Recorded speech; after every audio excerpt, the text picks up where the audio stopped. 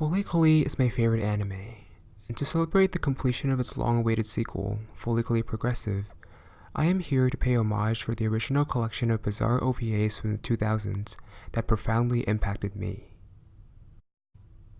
One thing I should mention before we start is that this is not meant to be a review of any kind. This is just a purely personal account based mainly on introspection. I just haven't really seen many AniTubers approach this series in a more personal sense, so I hope this can provide a unique and fresh perspective on FLCL for... shoot. But I think at this point, I feel like most people understand that arguing about whether FLCL is an experimental masterpiece or just an incoherent dumpster fire is about as futile as arguing whether Evangelion is genuinely deep or just really fucking edgy.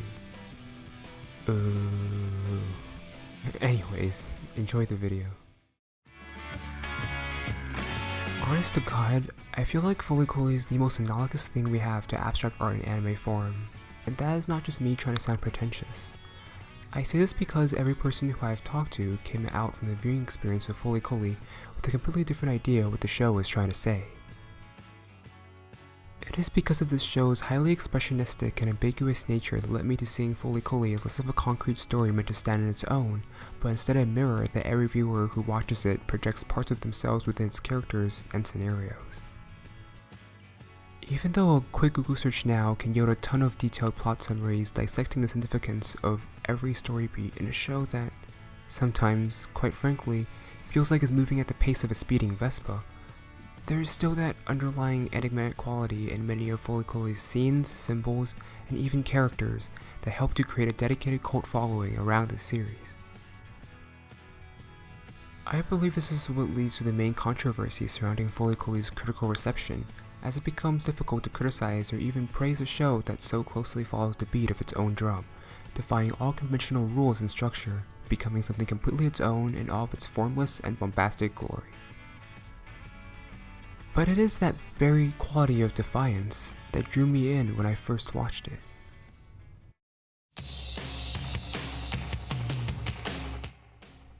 During my sophomore year of high school, I was just starting to get really hard into anime. Having completed around 80 series at that time, I was desperate in my search of finding something new and exotic. It was a rainy afternoon on a weekend when I stumbled upon a certain recommendation chart on the anime subreddit.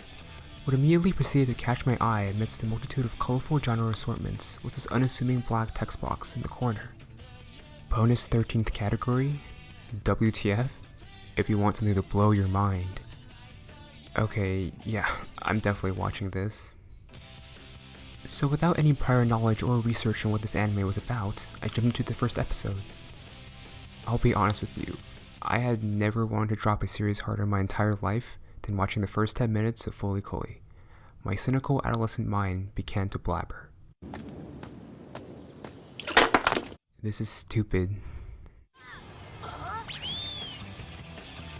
Already? This art style looks weird. Ow. Oh. Guess I just need to hold it. Does this have a point? But something within me compelled me to keep watching despite it all. And boy did I thank my past self for finding the will to pull through. I still remember the cathartic feeling the series left me with as the credits of the last episode began to play. I was completely speechless.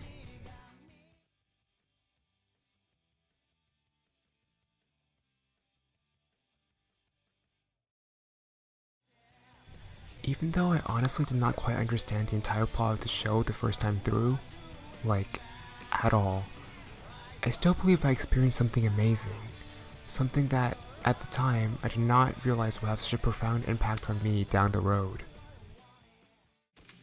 Look at this. It's empty. There's no brain. Did you lose it somewhere? Enter me back in the day, a reclusive high schooler with a nasty attitude. I was quite the malcontent, yet completely passive in my efforts to change myself or my reality. I felt that the only way to live life and minimize any discomfort is to just go with the flow, listen to the authorities, and stop fantasizing about the pipe dreams. It is almost the easiest way of living after all, not having any opinions or desires, letting others make the decisions for you, and getting all the feelings of achievement and satisfaction vicariously through media escapism.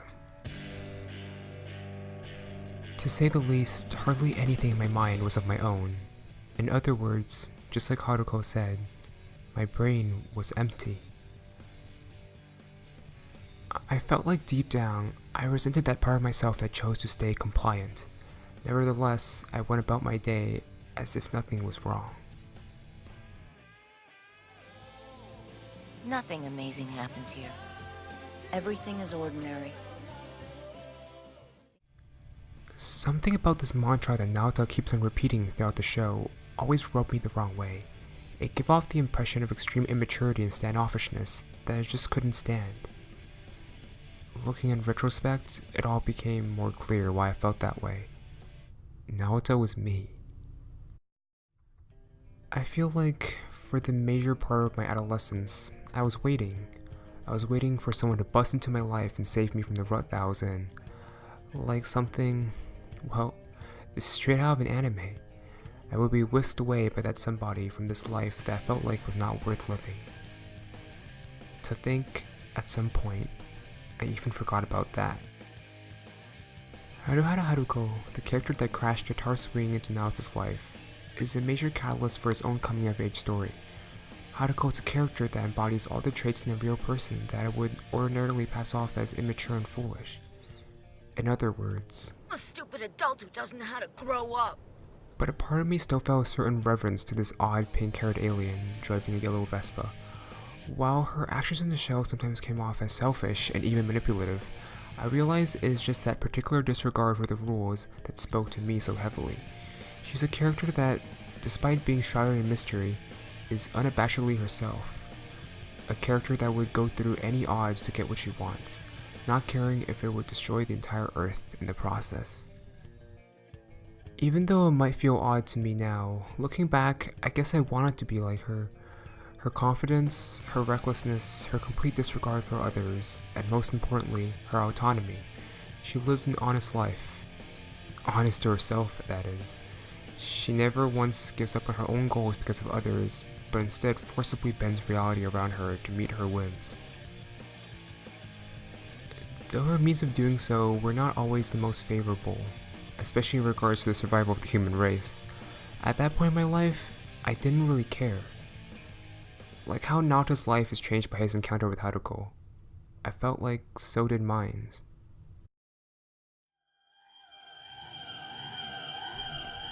Comparing to the rest of the cast in FLCL, Samajima Mimi is a bit of a hot mess. And if you have seen how any of the characters in the show acts, that is saying a lot. However, despite all of that, I feel a genuine sympathy towards her character, even if she really just wants to see the entire world burn, both figuratively and literally. Maybe in a sense, Mamimi embodies all the worst parts of myself, the parts which I wish to repress and to contain. Mamimi as a character had always intrigued me. Her uncannily self-destructive actions greatly contrast her weirdly enduring mannerisms. In other words, she's best girl. She reminds me of a heart that was once innocent and pure, but is now sullied by her past, unable to move on. The two traits that I see within Mamimi that I personally relate to is her apathy and her lack of self-reliance. While it's quite obvious that Mamimi seems to have more than a couple of screws loose, possibly stemming from her emotional immaturity, I believe there's a very logical reason for why she acts the way she does. Mamimi's obsession with Naota's brother, Tasuku, started from her early childhood, when she was saved by him in a burning school building that she, most likely, burnt down herself. Because of her complete dedication and reliance to Tasuku as her savior and object of worship, Mamimi ended up compromising her sense of self. When Tasuku leaves, she becomes distraught and stagnant, resulting in the hollow person that she is now. She became fundamentally broken and becomes consumed by her feelings of loneliness and her ignorance of the world. In that regard, Mamimi is the innocent soul in vain, but it transformed to be something more monstrous as the series goes on, as her negative feelings stir within her. A certain scene towards the end of FLCL stuck out to me in particular. It was a subtle little scene, but it portrayed the exact moment that Mamimi hit rock bottom.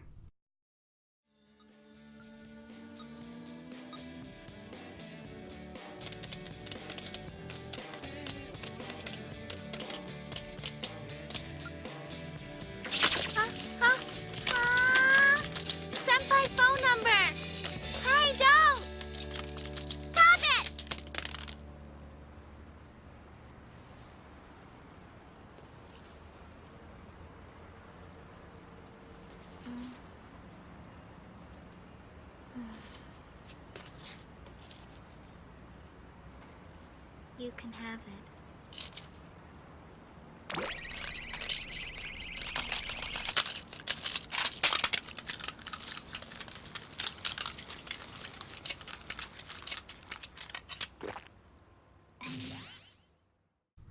Mamimi, after losing her only means of contact with Tuska, lost her only thread of hope. With a stone-cold expression, she gives in to the feelings of despair, ultimately resolving to exact revenge on all the people that wronged her. Too many times in my life did I relate to Mamimi at that exact moment, the moment where you just completely give in to apathy, as if nothing mattered in the world anymore. No matter how hard I try to change things, it all ends up being meaningless. I can't help but give in to the factors that were outside of my control. In the end, Mamimi's resolution is an ultimately satisfying one that really spoke to me. I felt like she got the ending she deserved and truly believed she matured, just like everyone else in the show, for the better, even if it was more subtly communicated. Despite all of the bad things that were inflicted on her and she inflicted on others, she was finally resolved to build a better future for herself. That gave me hope that I, myself, can confront and overcome these personal demons and grow just like her. They're fake. Eri Ninamori, while playing a small role in the story herself, should by no means be understated in her symbolic importance within the series. The first time when I watched FLCL, I didn't really like Ninamori that much, as I wasn't too big of a fan of her snobbish and high and mighty attitude she holds for others. But with subsequent rewatches, I came to appreciate her character more and more, and even became frustrated myself for initially missing all the fantastic nuance of her character.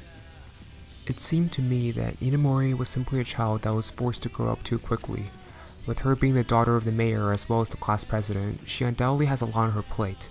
However, the biggest turning point in her life is the scandal that her father was recently involved in, possibly resulting in her family breaking up entirely. She copes with these events by pretending to be disinterested and feigning maturity, but out of all the characters, she ended up being the one that showed the most evident growth towards the end of the series. Learning to be honest with her feelings, Ninamori gained a certain emotional acuity and self-awareness for her age. She serves as an eventual end goal, or possibly an inadvertent role model for Naoto to follow, as he strives for his own journey to self-realization.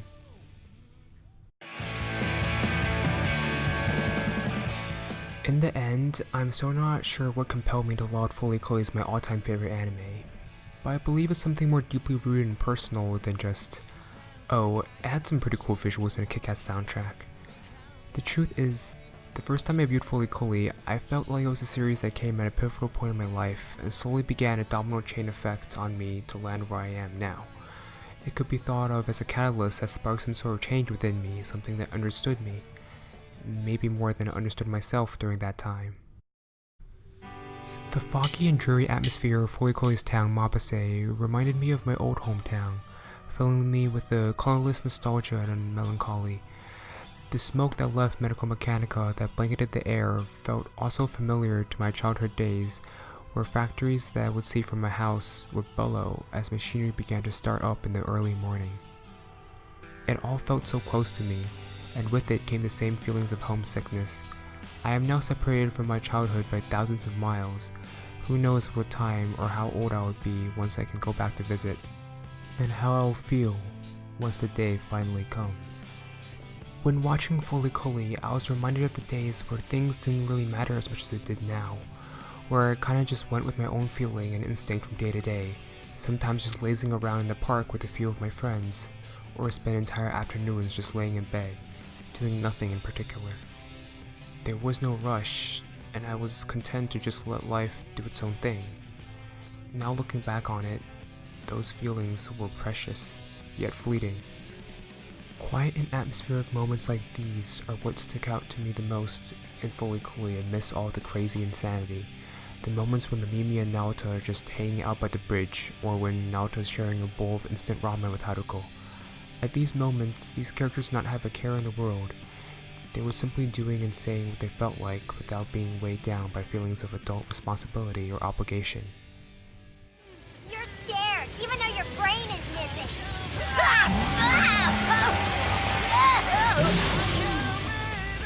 When you're on a bike, The ocean is a lot closer than you think. The autumn salt wind went right through into the back of my nose. I genuinely miss these days that I knew I would never get back, but it did remind me that life should be lived in order to experience these moments. The moments that seem almost like something straight out of a music video, when Naoto was standing on top of the rubble holding his guitar, looking up as Haruko flew away in her Vespa with the badass Pillow soundtrack playing in the background. A ton of chills went down my spine as tears began to form behind my eyes. Such a completely nonsensical scene out of a work of mere fiction could affect me this much. This is just one of the many scenes in FLCL that had this effect on me. How completely wacky these moments were in the show, but how profoundly they impacted me and stuck in my mind. Everything just fell together so well, despite not making any sense.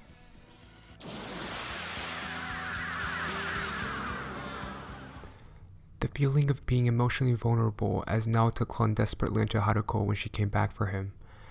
The feeling of having adrenaline and pure zeal overwhelm you as Naoto swung at the meteor with his guitar.